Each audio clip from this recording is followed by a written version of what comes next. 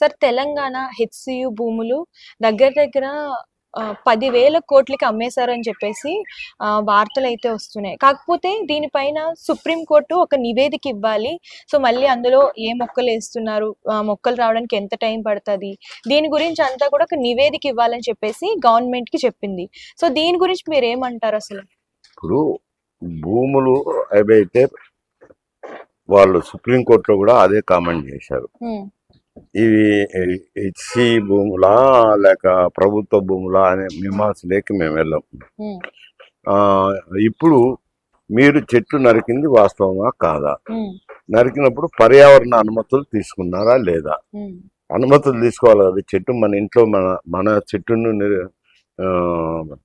ఇది చేసేటప్పుడు కూడా అనుమతి తీసుకొని చెట్టును కొట్టేయాల్సిందే. ఒకవేళ చెట్టు ఎండిపోతుంది, పనికిరాదు అనుకున్నప్పుడు మనం ఇంట్లో సొంతంగా సాగిన చెట్టును కూడా కొట్టేస్తుంటాం. కొట్టేసేటప్పుడు అనుమతి తీసుకోవాలా. తీసుకోకుండా చేస్తే అది నేరం అవుతుంది. అందుకోసమని మీరు అనుమతులు తీసుకున్నారా లేదా? తీసుకోకుండా అంటే ఎందుకు ఇది చేశారు? ఇప్పుడు అడవి భూముల, ప్రభుత్వ భూముల ఏదైనా అని పర్యావరణాన్ని రక్షించాల్సిన బాధ్యత ప్రభుత్వం మీద ఉన్నప్పుడు అటువంటి భూములు చెట్లను నరికివేయడం తప్పు. ఎన్ని చెట్లు నరికేశారు, మేము దాని మీద తీవ్రమైన విషయంగా తీసుకుంటున్నాము. మీరు ఈ చెట్లు నాటి సంరక్షించాల్సిందే అటవీ సంపదను. లంగ్ స్పేస్ అనేది ఉండాలి కదా సిటీలో. ఉంటే తప్పేముంది? ఇటువంటి అన్ని భవనాలు నిర్మాణం చేసుకుంటా పోతే తప్పు అవుతుంది కదా. ఈ లంగ్ స్పేస్ లేకుండా పోతుంది కదా. పర్యావరణాన్ని రక్షించాల్సిన బాధ్యత ఉంది అని వాళ్ళు ఎక్కువ భాగం వాళ్ళు కేంద్రీకృతమవుతుండేది. అది ఎస్సీ భూముల, ప్రభుత్వ భూముల అని కాదు, కేవలము పర్యావరణం మీద తీసుకుంటున్నారు. పర్యావరణాన్ని మీరు డ్యామేజ్ చేయకూడదు, మీరు చెట్లు కొట్టకూడదు. ఆ చెట్లు కొట్టేదానికైనా అనుమతి తీసుకున్నారా? అనుమతి తీసుకుంటే ఎందుకు పర్యావరణాన్ని రక్షించకూడదు? ఇప్పటికైనా చెట్లు నాటి పర్యావరణాన్ని రక్షించమని అంటున్నారు. అంటే ఈ విషయం పైన కాంగ్రెస్ ప్రభుత్వం ఏమంటుందంటే, మేము స్మార్ట్ సిటీ చేయాలన్నా, ఏది చేయాలన్నా కూడా, సో సిటీని డెవలప్ చేయాలి అని అన్నా కూడా ఈ అంటే ఇట్లాంటివి చేయాలి, అప్పుడే మనకి ఉద్యోగాలు కానివ్వండి, అలాగే మనకి ప్రభుత్వానికి నిధులు కానివ్వండి, ఇవన్నీ కూడా వస్తాయని చెప్పేసి కాంగ్రెస్ వాళ్ళు అంటున్నారు. సో దీని గురించి మీరు ఏమంటారు సార్? ఇప్పుడు కేబిఆర్ పార్క్ ఉంది. కేబిఆర్ పార్క్ దాదాపు 300 ఎకరాలు. 300 ఎకరాలు అప్పుడు మేము మంత్రులుగా ఉన్నాం. మంత్రులుగా ఉన్నప్పుడు విజయభాస్కర్ రెడ్డి గారు ముఖ్యమంత్రిగా ఉన్నారు. కోర్టులో అది ప్రభుత్వానికి వచ్చింది. కొంత ఏరియా ప్యాలెస్ వాళ్ళది, ప్యాలెస్ వాళ్ళకి వదిలిపెట్టి దానికి రస్తా అది వదిలేసి మిగతా ఏరియా అంతా ప్రభుత్వానికి ప్రభుత్వ భూమి అని పేరు తీసుకెళ్తున్నారు. అప్పుడు మేమందరం రాష్ట్ర మంత్రులం అంతా అడిగారు సలహా. ఆయన ఏమని, అప్పుడు కాంగ్రెస్ పార్టీ కదా అధికారంలో ఉండేది, ఏం చేద్దాం ఇది అని అంటే ఆయన మేమందరం స్టేట్ గవర్నమెంట్ కిందనే పెట్టుకుందాము అని చెప్పాం. అంటే ఆయన నవ్వి, ఇప్పుడు మనమే అధికారంలో ఉంటామా, ఏదో మనం కొద్ది రోజులు ఉండొచ్చు, ఈ అధికారం అనేది శాశ్వతం కాదు కదా, ఇది అంటే ఆయన నేషనల్ ఫారెస్ట్ హ్యాండ్ ఓవర్ చేస్తానని నేషనల్ ఫారెస్ట్ హ్యాండ్ ఓవర్ చేశాను. నేషనల్ ఫారెస్ట్ హ్యాండ్ ఓవర్ చేస్తే దాన్ని ఎవరైనా అమ్మాలంటే అమ్మేదానికి అవకాశం ఉండదు. ఇప్పుడు ఆ 300 ఎకరాలు నేషనల్ ఫారెస్ట్ కింద ఉంది కాబట్టి ఏ రాష్ట్ర ప్రభుత్వం వచ్చినా కానీ దాన్ని ఏం చేయలేని పరిస్థితి ఉంది హైదరాబాద్లో. ఇప్పుడు అది ఒక లంగ్ స్పేస్ మాదిరి ఉంది. అటువంటిది వీళ్ళు కూడా అక్కడ ఒక లంగ్ స్పేస్ క్రియేట్ చేసి దానికి ఉండాల్సింది. అటువంటిది ఉంచకుండా తీసేయడం అనేది ఒక రకంగా ఆలోచన చేస్తే సిటీకి మంచిది కాదు. అక్కడక్కడక్కడ కొంత లంగ్ స్పేస్ ఉంటేనే సిటీలో కాలుష్యం తగ్గేదానికి కానీ వాతావరణం బాగుండేదానికి అవకాశం ఉంటుంది. అది భూమి ప్రభుత్వం దానికి హెచ్సి అని ఈ గతంలో ఒక బిల్లీరావు కని ఇచ్చినారు తెలుగుదేశం పార్టీ అధికారంలో ఉన్నప్పుడు. ఇస్తే రాజశేఖర రెడ్డి వచ్చిన తర్వాత ఆ భూములు రద్దు చేసినారు. బిల్లీరావుకి ఇచ్చిన ఉత్తర్వులను రద్దు చేసినారు. ఆయన కోర్టుకు వెళ్ళినప్పుడు ఇది ప్రభుత్వ భూమి అని కోర్టులో తీర్పిచ్చారు. మళ్ళా తర్వాత కొంత ప్రయత్నాలు చేశారు కానీ అవి అట్టే ఉండి ఏమైనాయంటే ఉచ్చ సంపద కొంత వరకు పెరిగింది. అవి అక్కడ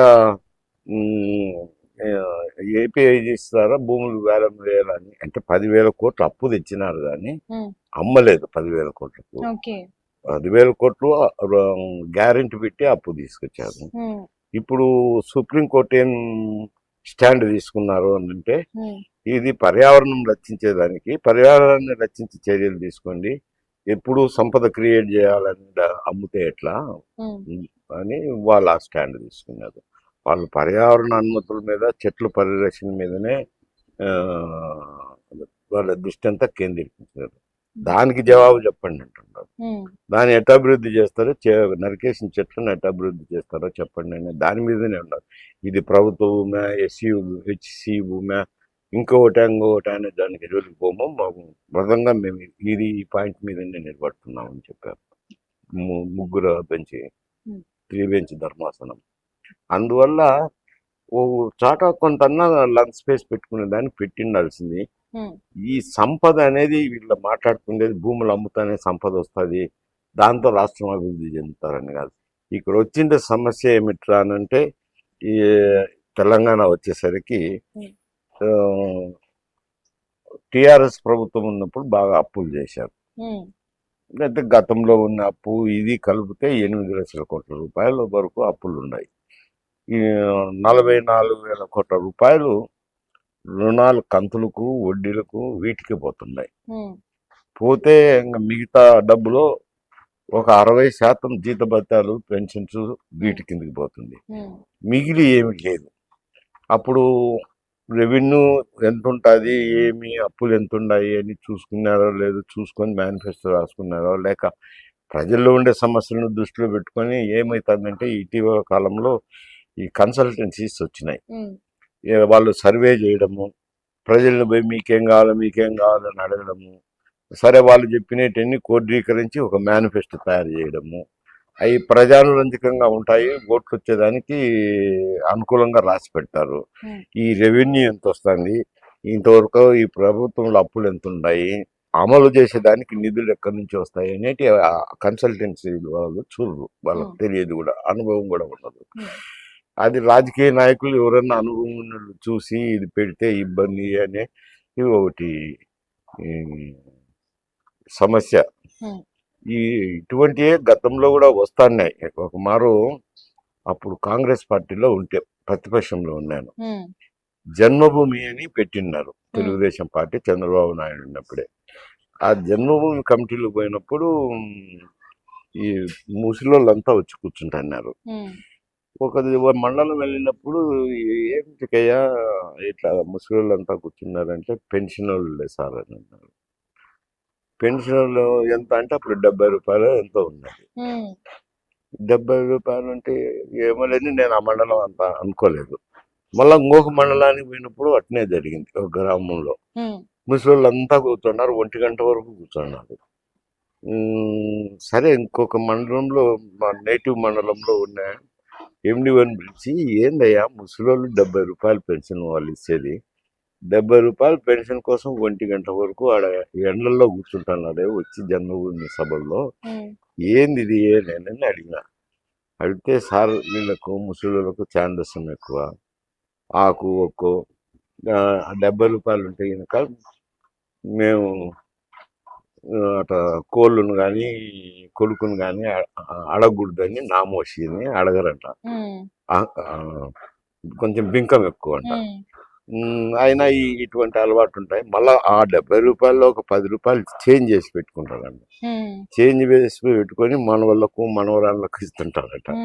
ఇంత వీళ్ళకు ఇది ఛాందస భావాలు సార్ అని నేను అప్పుడు ఆలోచన చేసిన, 70 రూపాయలు వాళ్ళు పుట్టినప్పటి నుంచి చచ్చినంత వరకు పన్ను కడతారు. ఉదయం లేచినప్పటి నుంచి రాత్రి పడుకునేంత వరకు అన్ని పనులే కదా, నాకు బాగా తెలుసు ఆ పన్నుల విధానము, రిఫ్లెక్షన్ ఇదంతా తెలుసు. పాపం మరి ఇన్నేళ్ళు వాళ్ళు పన్ను చెల్లించిన తర్వాత వయసు మళ్ళినప్పుడు ప్రభుత్వం కూడా ఆదుకోవాల్సిన బాధ్యత ఉంది కదా. 70 రూపాయలు ఏంది అని 1000 రూపాయలు రాసిన కాంగ్రెస్ మేనిఫెస్టోలో. అప్పుడు రోసయ్య గారు గతంలో ఫైనాన్స్ మినిస్టర్గా చేసిన అనుభవం ఉంది. ఒక రోజు పిలిచి అడిగినారు, ఏందా 1000 రూపాయలు రాసినవే పెన్షన్ అంటే, నేను ఇదంతా ఎక్స్ప్లెయిన్ చేశాను ఆయనకు. సరే బాగానే ఉంది, ఇవ్వాలే ఎంతో కొంత, అంత అయితే రెవెన్యూ కావాలి కదా మనకు, అంత రెవెన్యూ లేదు కదా, 400 రాయిలే అని అన్నాడు. సర్లే సార్ ఏమన్నా రాయడం రాసుకోండి అంటే, మళ్ళీ నువ్వు వేదికలు ఇచ్చి ఎప్పుడైనా చెప్తా అంటావులే, నువ్వే 400 రాసి సంతకం పెట్టు అని అన్నాడు. సరే నవ్వి నేను సంతకం అప్పుడు అంటే 400 ఇచ్చేదానికి కూడా రెవెన్యూ లేదు. ఎందుకంటే నేనేం ఆలోచన చేసిందంటే, అంత పన్నులు చెల్లించిన తర్వాత వయసులోనన్నా వయసు మళ్ళిన తర్వాత వాళ్ళకి సహకారం ఉండాలని నేను ఆలోచన చేసి నేను రాసినాను. నేను అప్పటికి రెవెన్యూ దాని గురించి ఆలోచన చేయలే. ఆయన ఫైనాన్స్ మినిస్టర్గా పనిచేసినాడు కాబట్టి గతంలో ఆయన అది ఆలోచన చేసి 400 మంచిదేలే, 400 అయినా ఎక్కువ వాళ్ళకి మంచి డబ్బేలే అని నేను కూడా అడ్జస్ట్ చేసి ఇచ్చినాను. అంటే అంత వాళ్ళు ప్రతిదీ ఆలోచన చేస్తుంటారు.